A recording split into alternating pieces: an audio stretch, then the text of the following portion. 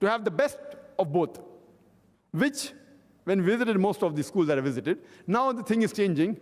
In the past 6 years, I've realized that some schools have become slightly closer, alhamdulillah, to the concept that I have. But most of the schools, they may be having maybe 3 periods a week on Islam, or maybe 1 period a day. Maximum I came across was 2 periods a day on Islam. And what was the main objective that a child, when he passes from school, he should have the knowledge of Quran, Hadith, Sharia, Fiqh, and science, etc. That I could not find. Though I visited the best of schools in America, in South Africa, which is supposed to be very much advanced in this field of Islamic schools, UK, Australia, Malaysia, etc. So that we thought that let's make an effort. And with Allah's help, alhamdulillah, we in Bombay, alhamdulillah, about approximately 6 years back, or rather 5.5 years back, we launched our own Islamic school by the name of Islamic International School. Because for my children, we had to do it. Though I was prepared to see to it that gear up my child, though putting in a convent school by giving all the so-called education at home, but then we thought that we should make a sample school. And alhamdulillah, summa alhamdulillah, we ventured with this project in Bombay, and Allah helped us. And with Allah's support, we launched the school.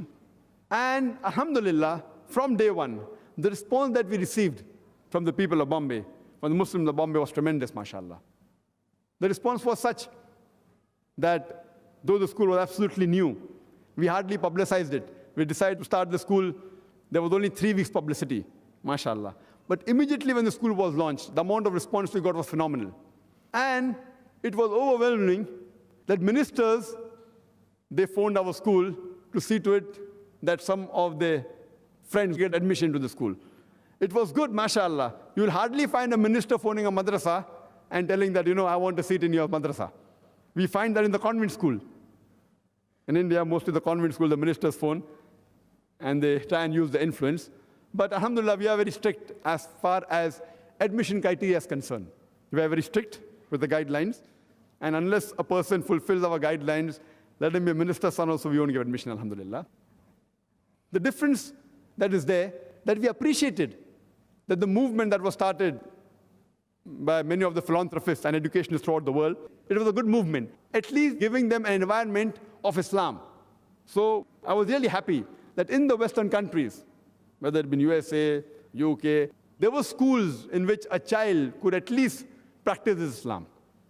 When the school that we launched, we had a different system we had, that I wanted a striking balance that when a child passes the 10th standard, he should become at least an average alim when he passes from Darul Ulum, as well as be able to compete with the best of convent schools in that city. That was the aim. And with that target, we started the school. And we did many unconventional things, which people told it's not possible. But alhamdulillah, with Allah's help, we did it.